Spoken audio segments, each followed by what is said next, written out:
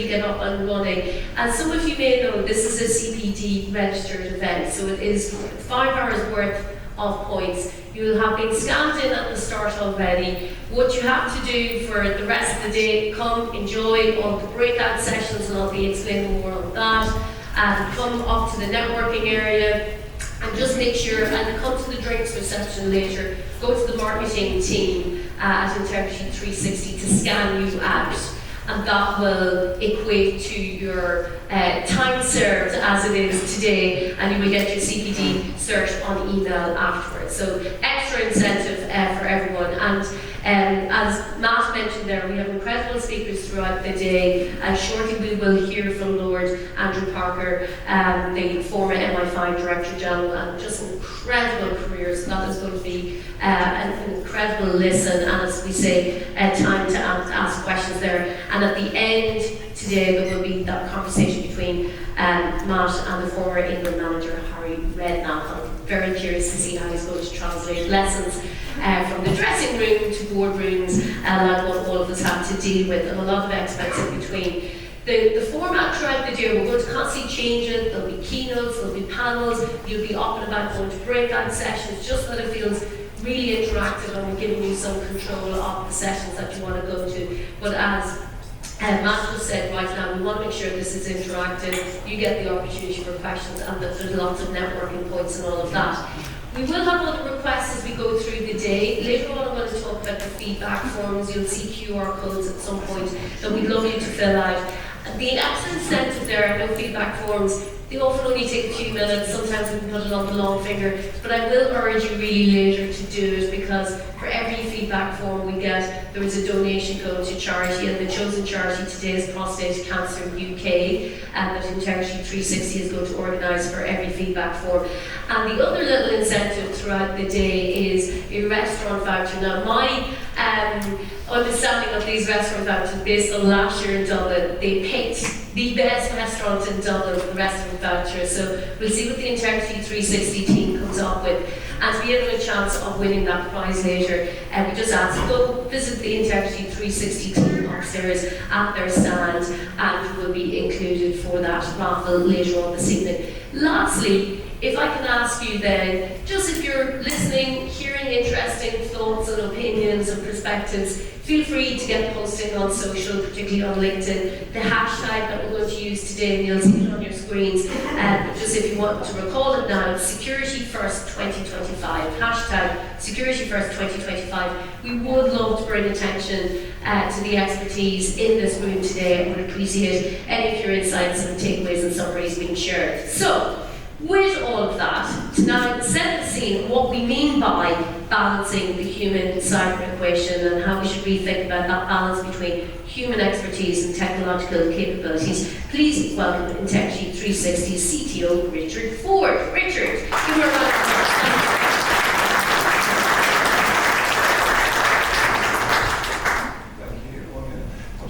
Skip the slides on. I think we missed some of these, Matt, just to thank some of our partners, so I'll just do your bit as well, that have joined us to make this possible alongside all of our attendees. As Ollie said, there's our hashtag, so please, when posting, use the hashtag so we can pull it all together. And also we have our agenda, but I'm not going to spend time going through the agenda, because my job here today is to set the scene, to really introduce our theme and our topic for today. This is Matt's event in terms of the UK, this is my theme, so I say that I trump him. So that is my aim, to introduce the theme, to talk through some of the things that we're going to dive deeper into throughout the conference. I will say it's brilliant to see such a full room. I think we grow our attendance every single year, and that is through the value that we bring as part of these conferences. I think we've upped that as well, particularly if we look at our agenda. I did have it there a second ago. In terms of the speakers that we're bringing in, the external views, and the most important thing that I would just call out is that this is in no way, I think Matt has pointed out, as much of the sales pitch as there is going to be today. This is about insights, and this is about education, and really learning from peers and learning from industry experts. So let's start at the beginning. what do we mean when we're talking about the human-cyber equation? What is that equation is probably the first question we need to ask. So very basically, at a very, very high level, we've got our humans plus our cyber equals what? We need to solve for X to work out what that is. Probably extremely simplistic and obvious. The goal for that right side of the equation has to be secure, has to be securing our environments. As I said, that seems quite obvious. We are at a security conference after all, so if it wasn't that answer, I'd be a little bit concerned. But yes, secure, means the prevention, it means the reducing the impact of breaches at a high level, as a whole. But actually, each organisation will have and should have their own definition for what secure means to them. Understanding their own risk appetite, understanding what their priorities are and what their objectives are. So that is definitely the very first place that we need to start. So defining secure, must be our starting point. It is the starting point for any security journey, but all of us are already on a security journey, so it has to be baked into that security life cycle that we're constantly looking, evaluating, trying to work out what secure has to mean for us so that we can react to it. So some of the questions or some of the items that we need to cover off, firstly, what is important to us? There is very little point carrying out a security program and exercise if we don't understand what's important to us as an organisation. What are the assets? What are the business systems? What are the priorities for us that we need to make sure that we are wrapping our security program around? Without understanding that, we've got no guide, we've got no understanding where the journey's going, we're just on an aimless journey. We need to understand what our threat landscape looks like. And the most important bit in that sentence is our. Yes, and we will, undoubtedly, many of our speakers will talk about the threat landscape from their perspective, holistically, globally, what organizations are facing. But actually the most important thing for us is to understand our own personal threat landscape. What are the threats that we're facing? Linked into those assets, linked into that understanding of what we need to protect. But what are the threats that we're facing? So we can understand that and start plotting our journey to make sure that we are mitigating those. And then lastly, what is our security priorities? What is our posture? And what is our risk? Or security risk posture, should I say. And really, what we need to think about there is, what is our appetite for risks? What risks do we have in the environment that we need to mitigate, that we need to remediate? And what is our appetite to accept those risks? Risk appetite is an important item. We've got our compliance teams joining us later in the day after the lunch, and they will touch on some of these aspects of looking at risk appetite, and risk management. We also need to understand where we're gapped from a security perspective so that we can understand that and fix those gaps overall. So each of these points could easily be a talk on their own, so I'm not going to spend a lot of time on it. But just on that last point, probably an interesting and important stat. This is from a Gartner survey of board members. Board members overall, 58% of board members expect that their risk appetite will go up. So accepting more risk in the face of the headwinds that we are facing, they're accepting more risk to enable businesses to go further. So we've got to fit that into our thinking. Before I go any further, I think it's important to talk about some of the challenges and complexities that are focusing, that are influencing cybersecurity at the moment. The first one, probably the most obvious one, is AI and emerging tech. I know we've got some great talks on AI, understanding the different aspects, how we can utilise it, what those threats are. I've been to a lot of security conferences recently, and you could be mistaken for going to those security conferences and think you're in an AI conference. We're very much focused on being a security conference, and that's why we think it's important that the human element has to be considered as part of this. We're not going to be in a position where we can remove the humans from our operations.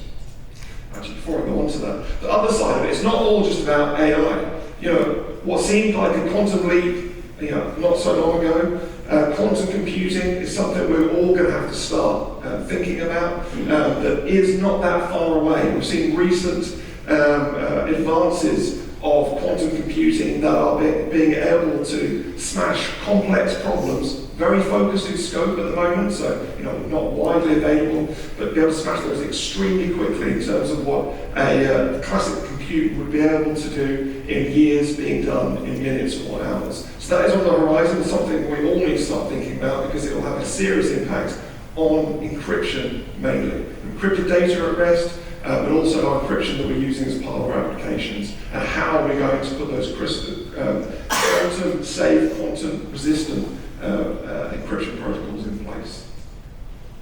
Another thing is the increasing regulation. You know, going into effect currently, we've got DORA, we've got NIS2, there's the UK version of those that's being implemented overall to strengthen them, that we need to be concerned about. But that is driving a lot of cybersecurity focus. One thing I will say is that they're not mandating a checkbox exercise. When we look at this, it is looking at putting ourselves in a defensible position against those standards, so that we know that we've got the right controls in place to be able to protect ourselves. We can demonstrate that we've done the right things. There's an understanding that we are not going to be able to prevent absolutely everything.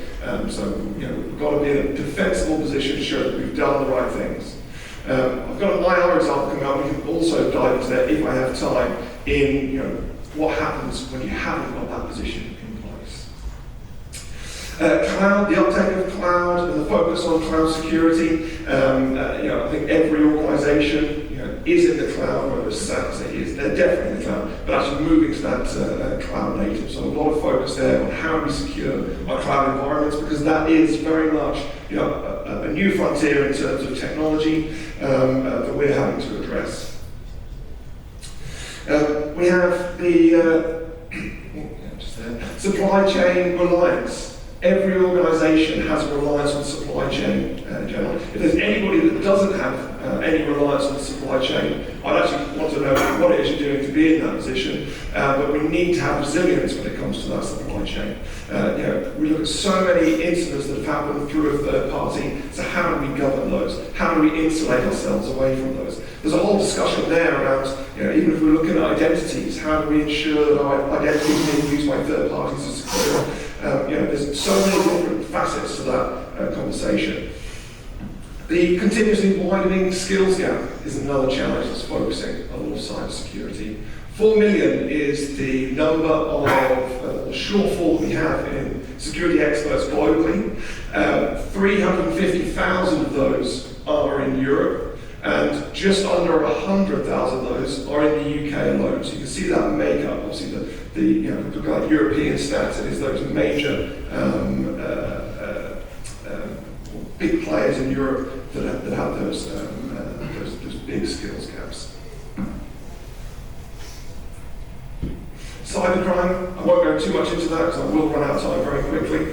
Cybercrime obviously is developing, is becoming more sophisticated and constantly keeping ourselves on our toes. Consolidation of security controls is a hot topic that is driving a lot of change, whether it's in the vendor space through acquisitions. We're seeing a lot of their technologies, they're spreading their wings to take more of the market share, to be more relevant. And we're actually, if we look at cybersecurity acronyms, which we're all very fond of and familiar with, they are being wider in scope so that we can cover more with less, which I think is definitely a trend.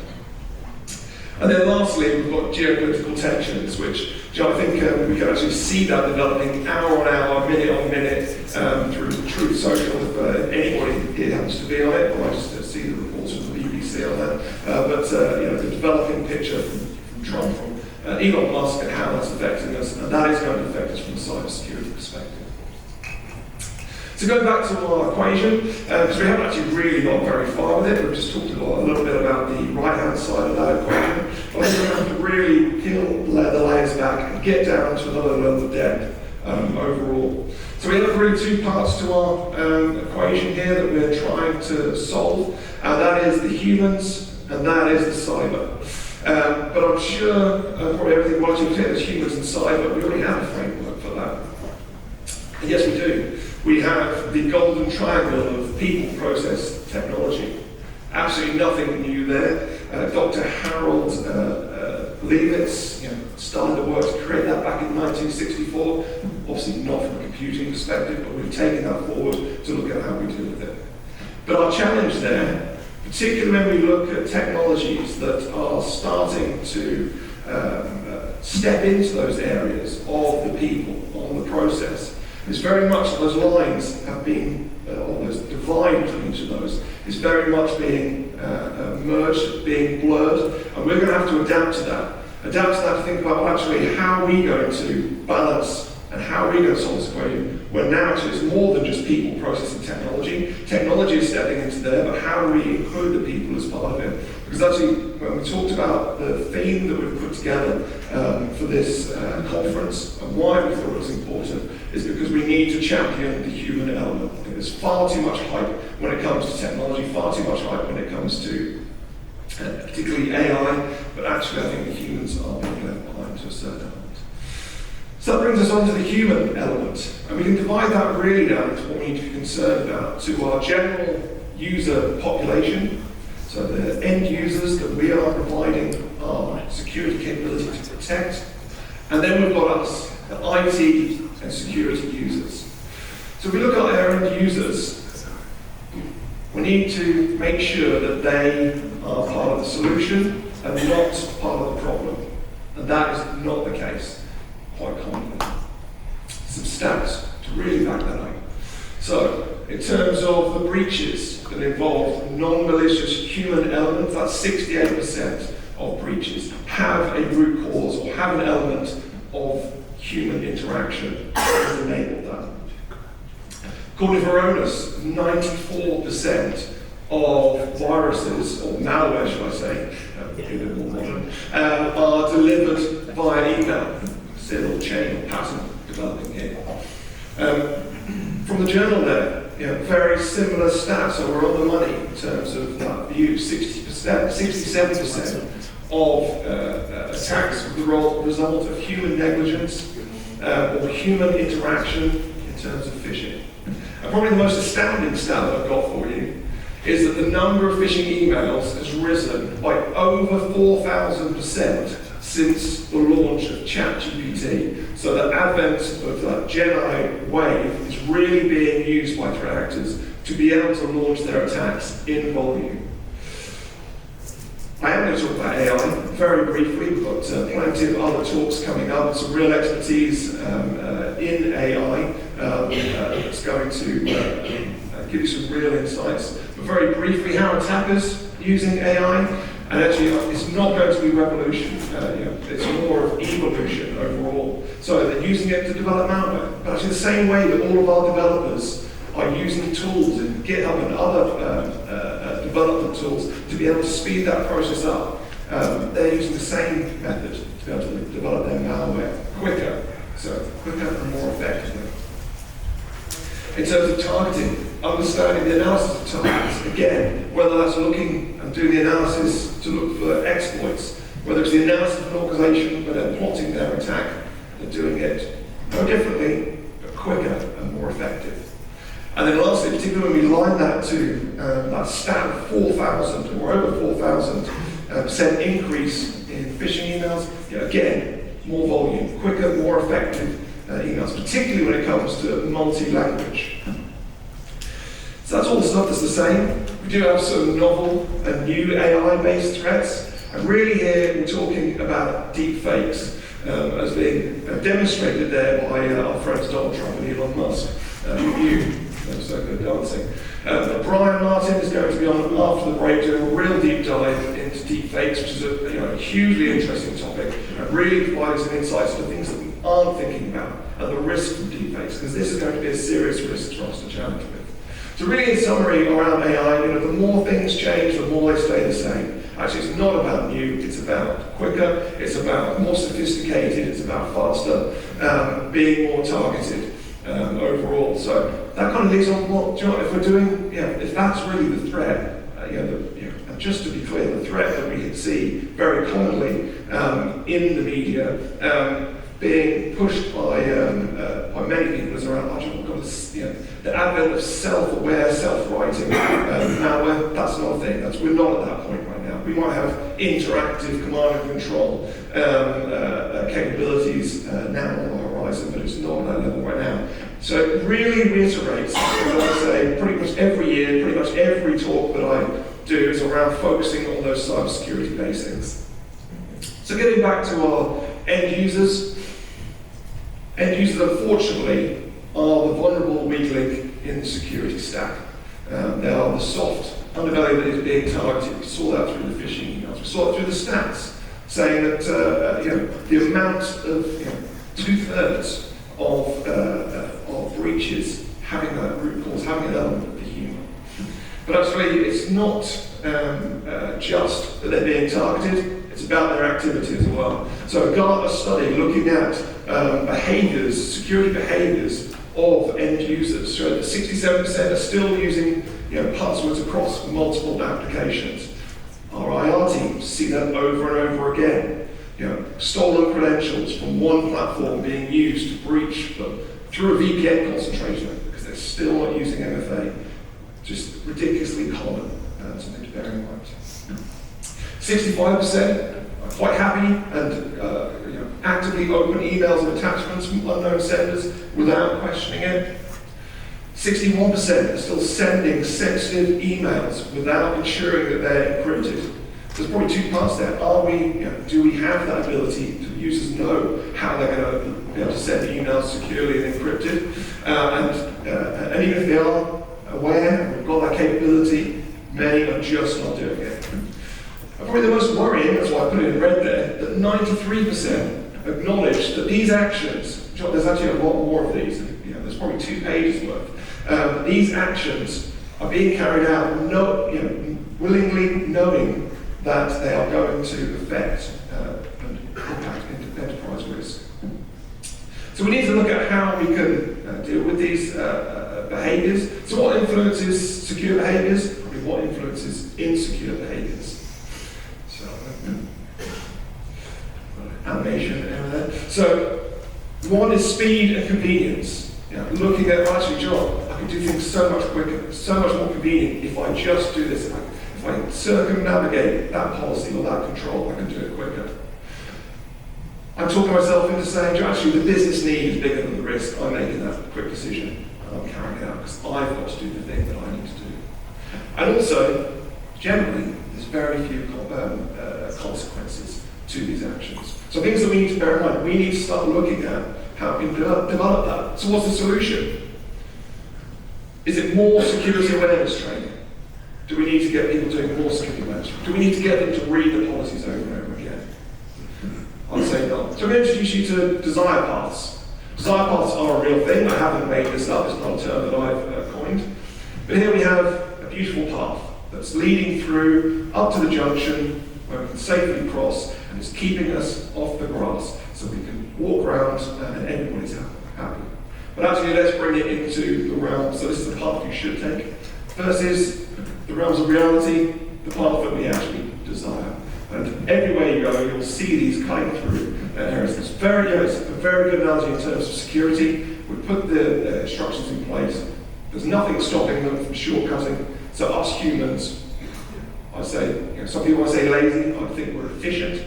We'll look for that gap to get through. And actually, we can say, John, breach. Can't talk about it being, it's when, not if. I'd say when it comes to end users breaking security policies, it's not when, it's which time, which one we're talking about. So what do we need to do for an end user solution? Well, I think we've got to move on. When I say move on, we've got to adapt our security awareness into being around security culture and behaviour. It's got to be led from the top, so CISOs in the room, and they're going to need to engage further up because it needs to be demonstrated, it needs to be enforced, and we need to have buy-in to be able to do that.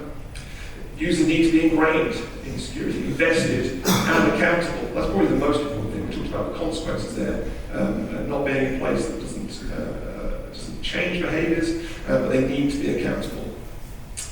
And security behaviour and culture programs cannot succeed if the guidelines that impede what humans want to do. So if we're, again, if we're stopping them from what they want to do, and we're not engaging, then they're not going to behave the way that we want them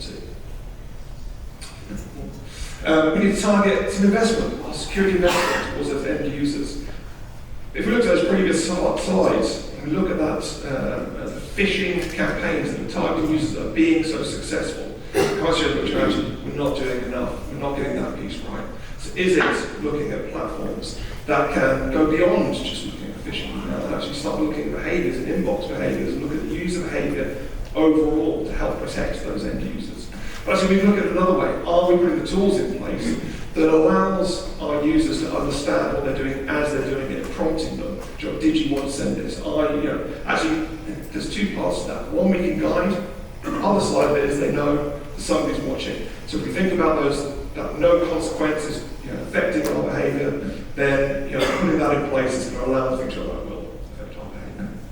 And the last piece there is ensuring the controls of friction, very much impeding. So we need to make sure that what controls we're putting in place is aligned to the business requirements and the business outcomes and objectives to make sure that we are not impeding our users. So I'm just going to quickly flip back to our desire paths. Another great example there, but actually, what do we want to do? We need to accept that people are going to try and take these shortcuts. So rather than impeding them, let's secure them along the way. So IT and security users next. So that's the one side from the humans. So IT and security users, actually, it's a very similar stats. In fact, exactly the same stats. One actually around cloud breaches being down to a human element. And actually it's because we are still, we are not infallible. And we look at these human errors, the human negligence, the human elements. We can also look at how that is impacted by the changes that we make, the way that we're configuring our environments overall. So are we focused on the right things as security practitioners? Well, do you know what? Our research, so we carry out some research every year as a leading managed service provider, providing our services across a wide range of industry, a wide range of verticals. We look at this data anonymously to understand actually what are the trends, what are we seeing happening right now, and how can we help that? How can we help bring that to the surface, which is great that we can do through conferences like this, but also how to help our customers. So one of the things that we're seeing is around vulnerability. As I said when we looked at AI, a lot of this is about getting back to basics and covering off some of those basic elements. Still today, we see in customer environments that it takes 97 days on average to remediate critical vulnerabilities. And actually, high vulnerabilities is just behind that. It's 91 days that we see that it takes that time to be able to patch. That is a long time. If you think about a critical vulnerability, what is the makeup of a critical vulnerability? It's going to be a remote code execution. And actually, when we're doing this prioritization, we're not just looking at the CVSS scoring, we're looking at that ability to be exploited. So is the systems exposed? Is it being actively targeted in the wild? Is there exploit kits and POCs available very easily? Yes, John, that makes it critical. But it's still taking organizations 97 days to be able to resolve that, which is far too long. And actually, of all the vulnerabilities that we identified in the environment, over 50% of those were of high severity, so high risk. And actually, we can flip that to what we see from an attacker perspective. When we look at the exploits that are targeting our customers, and interestingly linked to vulnerabilities and that time to patch, clearly, if the attackers are targeting it, then clearly they're getting success. And actually, 33% of vulnerabilities that are attempted to be exploited that we see are all from the 2010s. So going up to 15 years ago. And actually, another good example there, we're still seeing, and I think it might even be 4 years at this point, we're still seeing Log4Shell being attempted to be exploited. And actually, I'm going to come on to a IR case study, and I haven't got time to go and walk through all of this, I wasn't going to try, but just to make the point there about some of the elements. Not so much in this one, but our IR team, who's led by Patrick Bragg, who are, have more respect for, great team that actually give us so many insights on attacker behaviour and also customer behaviour overall. But we're still seeing organisations being breached through Log4Shell. So, we're seeing it, we're responding to incidents where that's happened. Quite often it's because organisations don't know it's there, they're not looking deep enough to find it overall. But if we take this IR case study as a real example, it does get to the bones of some of the challenges.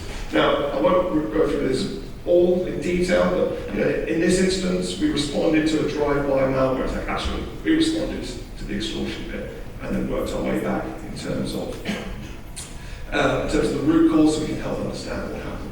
But drive-by malware, that bit was quite sophisticated, tricked a user that was carrying out search as part of their role, quickly went to deploying Cobalt Strike, compromise the systems, move laterally, exfiltrate the data, same kill chain we see repeatedly over and over again. But the reason I use this example, because this and many of the incident response, or incidents we respond to, are highly preventable, and very preventable in this case. In this case, the customer, they had the tools in place. They had an industry-leading network detection and response tool. They had an industry-leading endpoint detection, EDR endpoint detection tool. They had content filtering in place that may have helped them with that first part.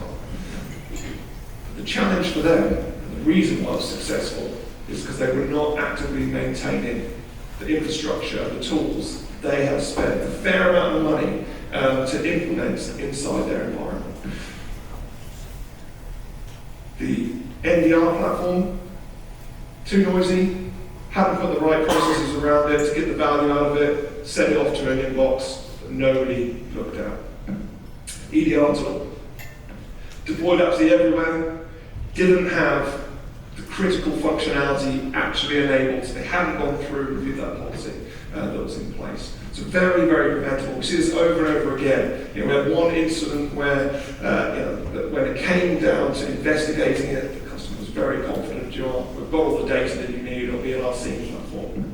Okay, let's have a look at your SIEM platform, which was implemented to meet an audit point that they found against. And actually they got that tick box. The moment we looked, it covered 1% of their server estate overall, so flying and people flying. So I had one takeaway from a lot of that, the insights that we see, and from in terms of our research, and the insights that we see from our incident responders, it is continued. Don't be blinded. If we look at this human cyber equation, some of that cyber is still and has to be focused on doing the basics, making sure our cyber hygiene is in place. It's foundational, but it's just not being done. And part of that is because we're in awe of new technologies. AI, brilliant. It's it's a piece of the puzzle, but it is not be all and end all. And that's something we'll touch upon overall. So actually, just talking about AI and the impact of AI, used by vendors, some of the challenges, lack of maturity currently. And when I was talking about AI, I was talking about Gen AI. I think machine learning and AI threat detection is very much table stakes these days when it comes to Gen AI. We've got immature, we've got the risk from vendors rushing tools to the market. Actually, I get inundated with vendors, new vendors, that come up with an AI tool. We've got the tool that's going to completely cover all of your SOC requirements and remove all the need for people. But they're an organisation that's been in business for 4 months, and they've, on the back of the AI hype and wave, they've quickly stood up this tool. So there's two questions there. How robust is it? How secure is it? And are they going to be around in a short amount of time? So there's a lot of hype there. We also have accuracy challenges. But on the plus side, speed of response and unburdening security staff. Gartner stats is that, and they all seem to be around the 60s, that 60% of security professionals have experienced burnout in the last 12 months. There is too much to do. And more worryingly, A large percent of those have experienced it twice in 1 year, to the point where they've decided to get ahead, they're burnt out again. So that is one of the things that AI can help us with. Can we do more? Can we do more with less? Can we augment and balance our teams to be able to deliver that? From an attacker's perspective, skill augmentation, content generation, we've talked about that, and corporate use, shallow use of AI. Actually, it's opening up another element that we need to think about, is being able to skew that AI. So I'm over time, I've got a little timer flashing at me here, and I'm just slowly getting to the edge of her chair. But the last thing I was just going to cover on, because we're talking about solving that equation, we're talking about actually the users, we talked about some of the technology married together, but actually it's about balance. How do we balance those? If we look at the regulation, it's about having a balanced approach. We can't secure everything, so we're going to have to balance that. We're going to have to balance our human to technology and figure out, hopefully over the course of today, exactly where we're going to fit along that line. So with that, I will say thank you very much and hand back to